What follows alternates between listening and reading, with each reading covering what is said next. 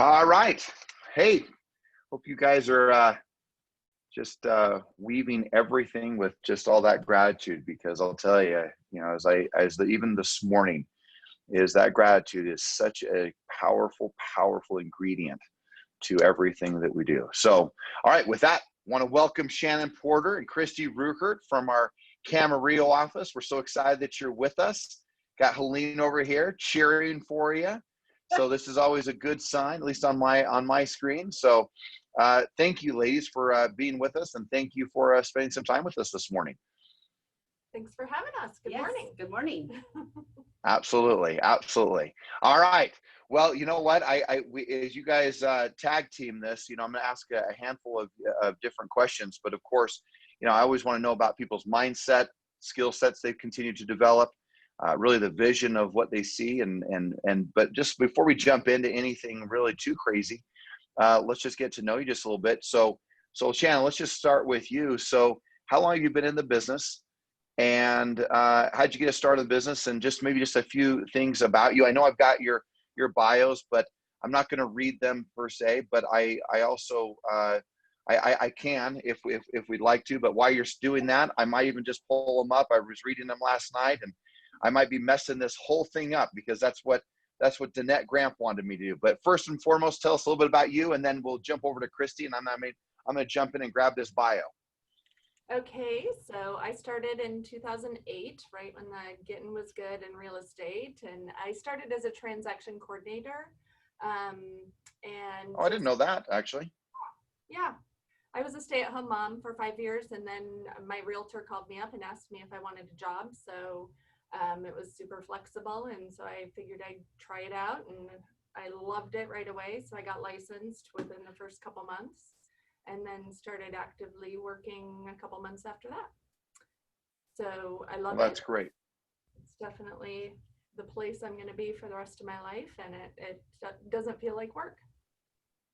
Well, and you and Christy, when you first jumped into it, you guys were working together, right? Yes. So, well, I started up in Modesto, up in Northern California. And then 6 years in, I moved down to Camarillo. And then when I moved here, I didn't know anybody. So I thought joining a team would be the best move for me. And so Christy definitely took me under her wing, taught me a ton of stuff. And she's an amazing, so I learned so much and kind of got my feet on the ground here. And now she's rocking. Love that. She is. Both of you are. All right, Christy Rueckert, who are you? My name is Christy Rueckert. I'm from Seattle, Washington. And after college, my dad just said, I really think you should try real estate. So I was very young, before children, before husband, before all that. I didn't know this part. Yeah. Wow. I decided that I would try it. So after we got married, we traveled for a year, came back, and then in 2003, I got my license. And my first year, I sold 5 million. And then after that, went up and up and up and up. And same thing like Shannon, I love it. I love the diversity of it, and that you can be a business person and run your business and build your business, and have that interaction with people, and then have the contract. It's never boring. Never boring, right? And yeah, so 17 years later, here I am. That's great. That's great. And now I'm a husband. There you go. There you go. Well, Christy, and just maybe something to mention specifically just with what both of you are doing. But I was just looking at you're the number one realtor, of course, for all brokerages in Camarillo, which is so cool. And of course, Double Centurions from Century 21, and just so many good things that each one of you are doing, and just the impact that you have. So let's jump into this with all these years of experience. Certainly here you are in California, and you're working from this standpoint, especially in the last 90 days specifically, of 1 minute you can do business, the next minute you can't, the next minute you can, and just the uncertainty of all of that. How have, and either one of you can take this question, how have you elevated your mindset, your belief system during this time? And I know that we have had a number of different conversations, so I've really appreciated them over these last several months. How have you elevated your mindset? How have you protected it? I know that, Christy, you come from a big sports background, of course. So how have you done that? Mostly just try to keep the negative out. I really only go on social media for real estate now. I don't watch the news in the morning. I've tried to just stay out of those platforms and do what I've always done. You know, it's still, I haven't changed anything in terms of the way that I work. If anything, I've stepped up my marketing. I've stepped up, you know, of course, trying to be sensitive to the situation, but you know, where it's when the market crashed and we went into short sales and bank loans, you always have to change your business for the environment. And so I think what happens with a lot of people, instead of changing the way that you're working, they just stop working. So, you know, and those are the agents I think that really come up out on the top when we get through things like this, are the agents who really continue to work and to be there, because people still have wants and needs, and buying and selling homes is one of those, and that will always be here. So it's just changing your business, Yeah. I think, to accommodate what's happening in our environment. Well, if there's ever been a more timely book to read by Ken Blanchard, it's Who Moved Your Cheese. If no one's read that, that's like a 1 hour read, maybe 100 pages, but there's like 10 words on each page. But it is just such a great book in regards to your point that there's an ever-changing market. It's that statement of events will always occur. How you respond to them is going to dictate the outcome to those things. Let me ask you, you said something very profound, and that is that you avoid the negativity, right? You're using real estate, you're using your social media specifically for the idea of only for business purposes. So I appreciate it, but give me one thing that that either you do or you've done in the past, not what you've avoided, but what are you doing to like empower? What would you say is something like, I do this, whether, I mean, and it could be a slew of anything or just one thing. What are you doing that really elevates the way you think, the way you believe? It could be something you read. It could be something you do. It could be from exercise. What do you give us something you do that enhances your belief system and your mindset and your confidence? My husband and I, we live in an area that it's very beautiful, lots of hills, and we go on very long walks. So that really helps, Love like, it. in our mind, and, you know, and to be I love together. that. So that's something that we definitely do that always makes me feel good, you know. Yeah, that's something Jennifer and I have done, is just getting outside. It's crazy. There's so much research on just getting outside, from the positive ions or negative ions to every single thing, just the clearing of the mind. I love it. That's great. All right, Miss Porter, how about you? Give us just a thought or two in regards to what you're doing personally in regards to just elevating that belief system, that mindset, that mental toughness side of your life. Well, I've been trying to attend as many of these as I can. It definitely helps, I feel like, to set the mindset in the morning. I've also been meditating. That has brought me amazing peace and comfort during the times where I feel like I'm starting to get a little worked up over things. And then walking as well. I'm trying to get outside every single day with my dogs and take them for a walk, whether my husband sometimes joins me, but yeah, getting outside has definitely been important as well. And I also, that's great. I'm always listening to stuff. I don't listen to the radio very often. I'm always listening to a podcast or books on tape. That shows my age, I guess. But you know, just the automobile university that they talk about, I try to keep that going all the time. Right, you bet. I'll love that.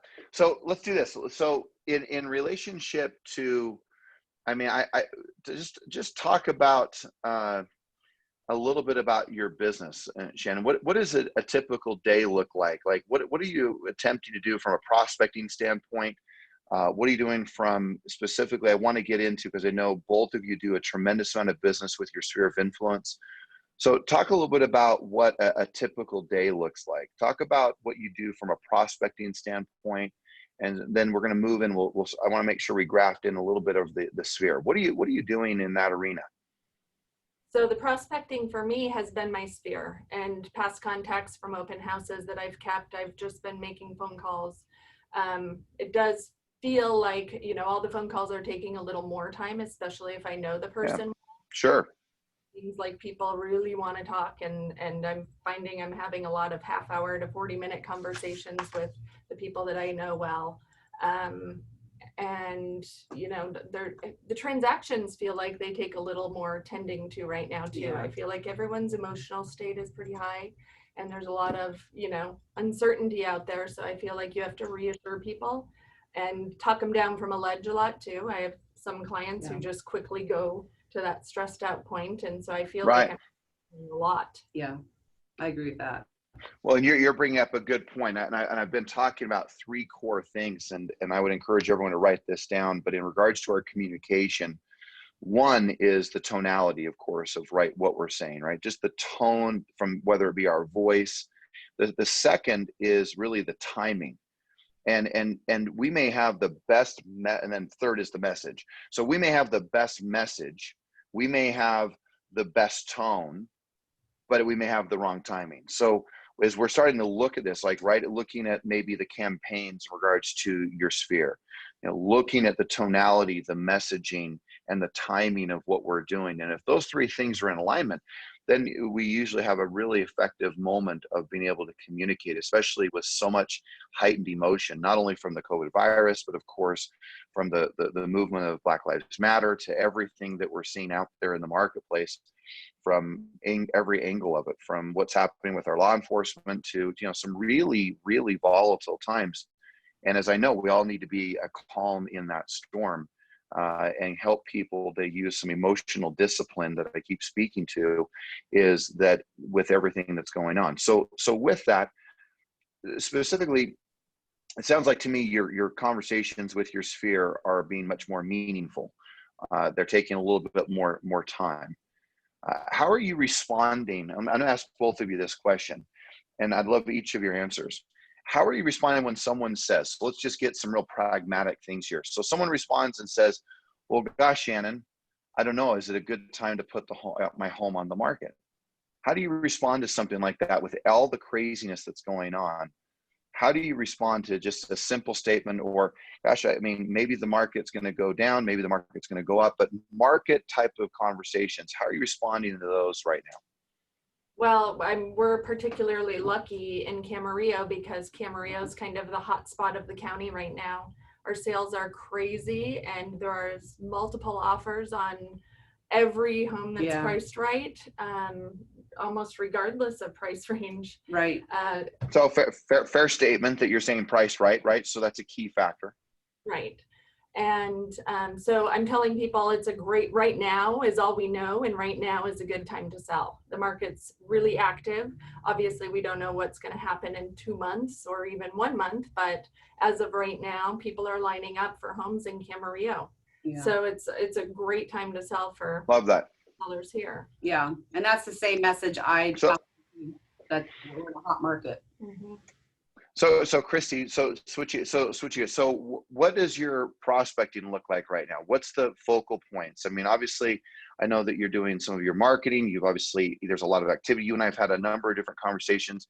How are you approaching the business today in regards to contacting, speaking, prospecting, and communicating with people? Well, you know, it's actually changed a little bit with this COVID environment, because now I'm getting so many more online hits from my videos and from Facebook posts, and just, I don't know if people have noticed this, but, you know, like for our business builders, you know, how many hits you're having, my listings have almost doubled.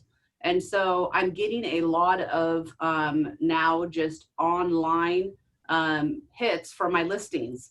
So a lot of it has been just because I'm so busy right now. A lot of it's just really been following up with those leads and keeping up with what I have going on right now, because it's extremely busy. So, and like Shannon said, it's way more work as a listing agent, I think, right now, because of, you know, you do have to make sure you have the PED and pre-approval and proof of funds before they come in. You want to make sure that they're well qualified before you're asking your sellers to leave and desanitize everything. It's just a bigger process. So now I'm handling all of that, and that takes a lot of time. And then once again, just talking your clients through what's happening, or if you have people who are health compromised, it's just having to be really careful on how we handle showings and things like that. So right now I'm doing a lot of maintaining in my business.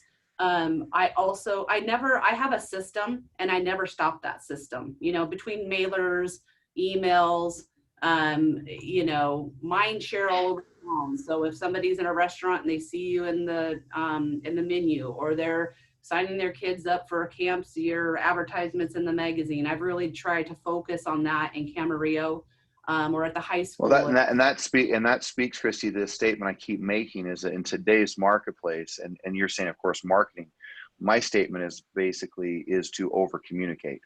Right. There's never been a more important time to communicate, right? And if you're going to err on anything, err on the side of over communication. Right. And just hitting people in different ways. Obviously by phone, visually, hopefully we're being able to see people now. So that's really helped. Yeah. And, Yeah. So a big thing for me is socializing. I love socializing, and I get a lot of, I work with a lot of my friends, which is, a blessing. I love that. So let's go to a typical conversation. So Christy, kind of in some words, a mini little role play in some words. So if I say, man, I don't know what the market's going to do, maybe I should wait. But let's just preface this, but they really need to sell, or they really have a desire to sell, but they say things like, well, hey, I think I'm going to wait. What would you tell that person? What kind of conversation would you have at that point? My question would just be, why are you waiting when the market? Well, I mean, maybe prices will continue to climb. Well, I mean, the main thing right now is the interest rates are so good. And I think here they actually are a little bit, but for it to be significant enough to wait and then carry the mortgage and all the bills that go along with it at that point, there's really no point of putting it off.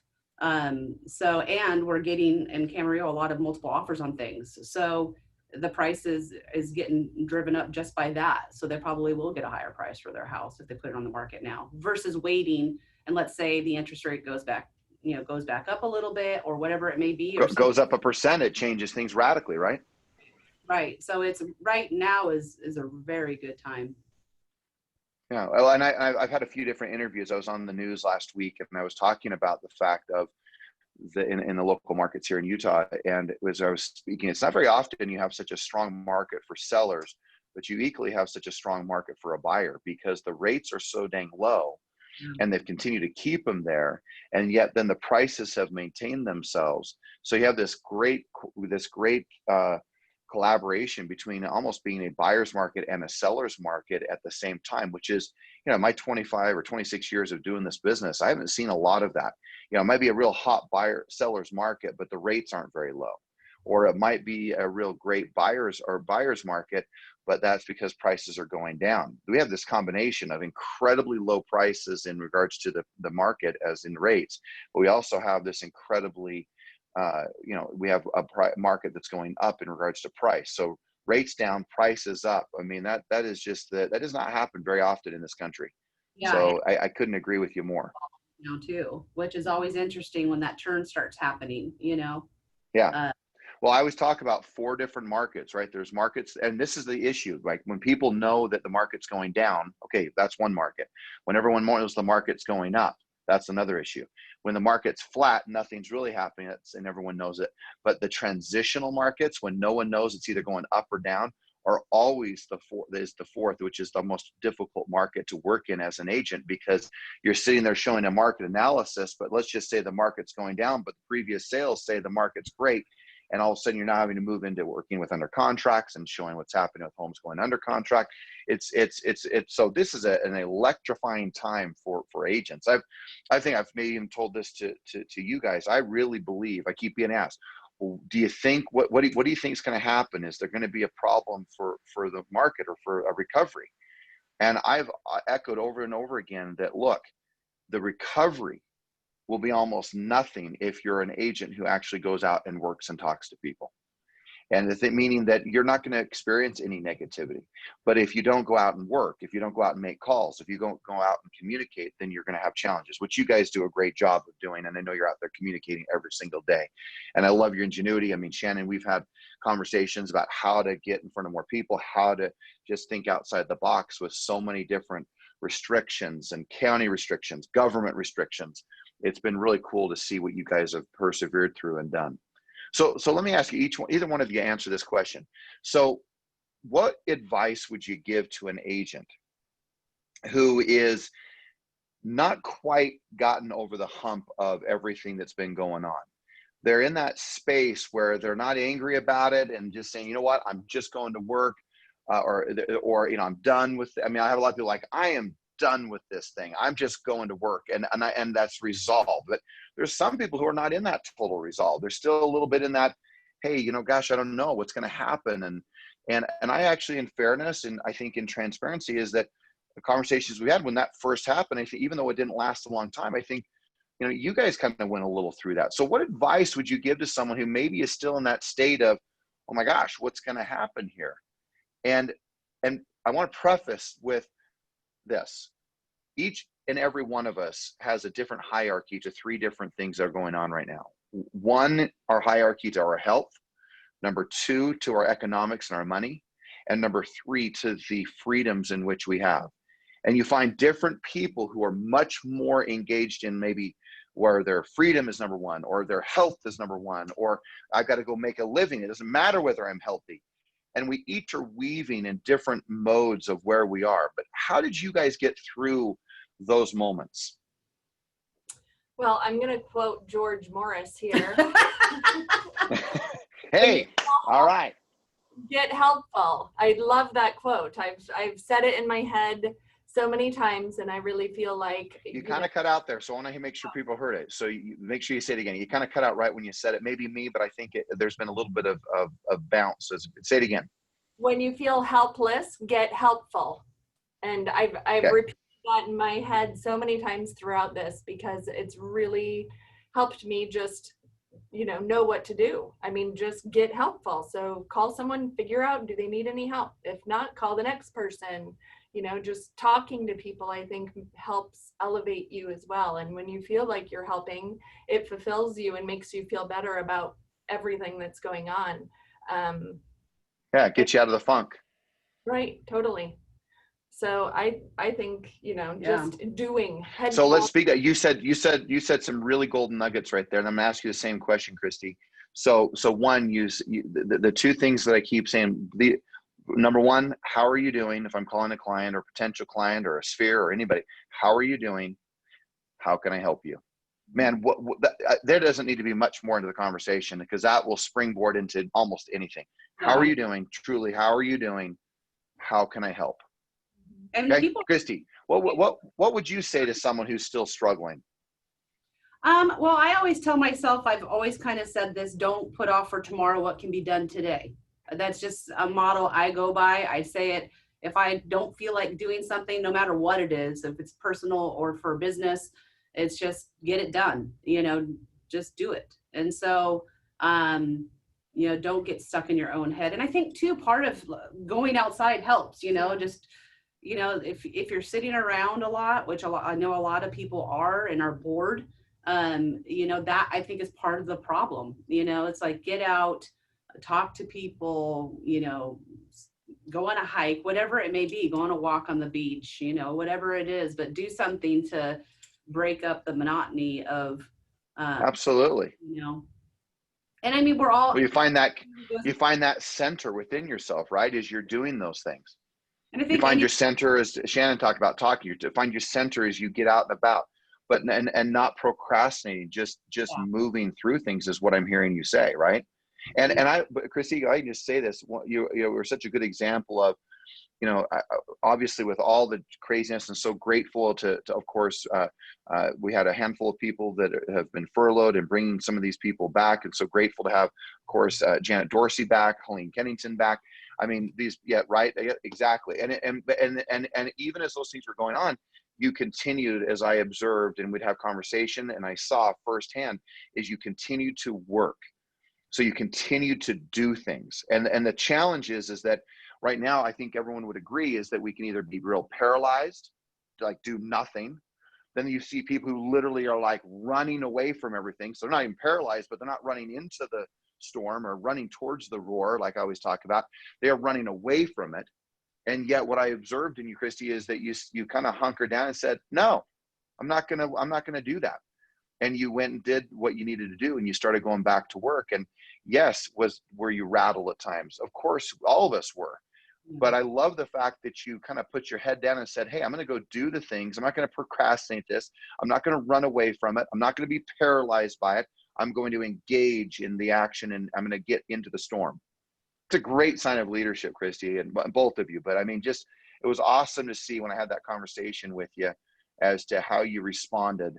And I'm only speaking from my observation, but I saw both of you go through this it took you about a week to where you're like, no, this is kind of like you figured out where you're going and you figured out your plan, both of you, which is so cool and such a testament to your leadership and who you guys each are. It's awesome. Thank you. So so tell us this. So in regards to your sphere, what advice right now would you give to that? Because one of the things I'm trying to really encourage our agents to do that are listening, we have a slew of them on this call and others will listen to this later. What would you encourage them to do? I mean, one of the greatest assets that we can build is our sphere. Just give us a nugget or two in regards to working with the sphere. What would you recommend?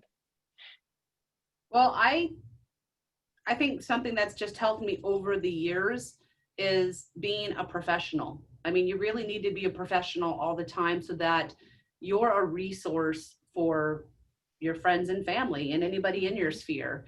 And, you know, it really gets to the point where when they see you as that, you don't even need to bring real estate up. They do.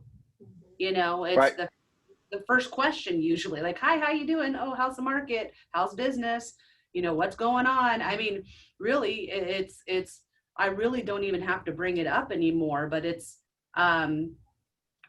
part of my life. You know, it's not a job that I go to from this hour to this hour. You know, I pretty much, you know, wake up and get ready every day. And so that if somebody calls me, I can be there, you know, and I'm not in, you know, workout pants and tennis shoes, you know, that I can be there, be a professional, provide anything that they need. And then, of course, always just staying educated, which, you know, Century 21 is so good on keeping us trained and up to date with any changes with contracts or with the market, or, you know, so it's nice because it gives us ammunition and information to give to our clients without having to do all that research. It's presented to us, and so it's part of our arsenal, which is great. We can hand that off. So that's why it's so important to stay engaged in everything, because then when somebody does ask you a question, you know what you're talking about, right. You know, versus if you're not a part of any of the trainings or going to office meetings or base camp meetings or whatever there it is now, then you're really right. You know, so you have to stay up to date on what's happening. I love that. That's great. Shannon, how about you? What advice would you give specific to the sphere? Just things that you've seen that have been very effective for you, not only during this time, but really just through your career. Really just talking to them, and like Christy said, being the professional, and I've found the same, that they ask, you know, especially if I run into someone, you know, at the grocery store or at a gathering or something like that, people do ask you right away about the market. And, you know, I guess just talking to them about the market, about, you know, did you know interest rates were so low? If not, you know, talking about selling, maybe you want to consider refinancing and saving a little bit of money that way. Just trying to be there for any type of need that they may have, and reminding them that, you know, if they have anybody that they know is looking to buy or sell, just remember me. Yeah. And there's been a lot. That's great. Well, I mean, what I hear you saying is being a resource. Sorry, go ahead, Christy, say it again. There's been a lot of I've been getting a lot of different types of questions. You know, like when property taxes were due, I sent that out, but some people thought, oh, are they going to put off having to pay off property tax with everything that was happening? So I sent out a thing, no, property taxes are due. And some people are like, thank you, you know, so just giving them information too with what's currently happening. I know people are really appreciative of any kind of. I love that. Well, and to your both your points, and what I hear is bring value, be of value to people. And here's the thing. I love the Jim Rohn statement, right? They'll say the person who's, let's just say, the neurosurgeon is not any more valuable in the eyes of God than the person who's the custodian who's cleaning the building. But the value to the marketplace is uniquely different. Therefore, the neurosurgeon is paid more than the custodian because of the value that comes to the marketplace. Not that they're not valuable to their children, not valuable to their community, not valuable to their spouse, but the issue is value to the marketplace. And so what I hear you saying is, how do you, I bring value. And so the question, if I'm an agent listening, is what value am I really bringing to my people? What type of resources am I bringing? To your point about rates, the market, taxes, what value are we bringing to the marketplace right now? And guys, I just want to make sure I finish this part with saying this, and I apologize for just doing this very quickly, but look, if people are asking the question, if you're in real estate still, that means there's something not happening in your sphere. If your prices are not going up in regards to your real estate business, and if the business is not getting easier, there's something wrong happening in regards to working with your sphere. So for me, I want to just make sure that as a group that we recognize that the greatest asset that you can build is working your sphere. And if that's the case, then man, if you're not working at your sphere with a email campaign, if you're not mailing, if you're not calling, if you're not doing something from a social media standpoint and some type of client appreciation a couple of times a year, there's something wrong here, because you can wait for business, you can go buy business, or you can go out and get business. And the greatest asset that will build more wealth and truly create a practice will be that sphere. And I know both of you have done that and are continuing to do that, and to where it truly becomes a legacy business, to where, to your point, Christy, every day you're waking up to do business because you know that business is going to be showing up. And for 17 years, you've been working that sphere. And I love the fact of what both of you are doing is that, man, don't stop. It is the greatest asset you will ever build. Just like an attorney builds one, a doctor, a dentist, they build a practice that has value.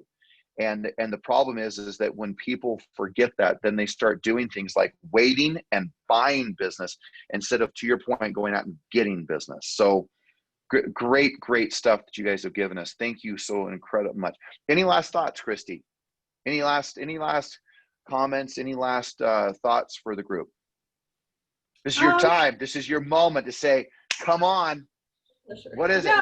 I mean, just like Nike says, just do it. I mean, that's the biggest thing is that you have to do it. Nobody's going to do it for you. This is your business to run. So, be a professional and be someone that people feel comfortable approaching, and you can be nice and friendly and professional at the same time. And that's what people are looking for. They want somebody to guide them through the process and to bring value. So, yeah. Leadership, right? They are desperately looking for leadership. I mean, you're spot on. All right, Shannon, any last thoughts, any last comments for this group? I guess, dress up and show up is something I always recommend to people who are struggling. If you just keep showing up, things are going to happen. But then just, feeding your mind with positive stuff. I feel like, all the Netflix shows out there are negative. All the TV basically is negative at the end of the day. And if you're not feeding some type of positive information into your brain constantly, you're just going to get negative out. I love that. So well said. Well, just know how grateful I am for both of you. You both are extraordinary ladies, extraordinary leaders. Obviously you're both mothers. You are a shining example of what it means to be successful. And just know how grateful I am for you personally, and how grateful this organization is for the influence you have, the difference that you're making, and just your willingness to contribute. It's not easy to get into a environment where your peers get to look into your lives and get to look into your way of doing business. So thank you for sharing that. It's incredibly helpful and incredibly grateful for both of you. Thanks for having us. Thank you. All right, guys. Okay, so with that, we're going to finish with some quick affirmations. And again,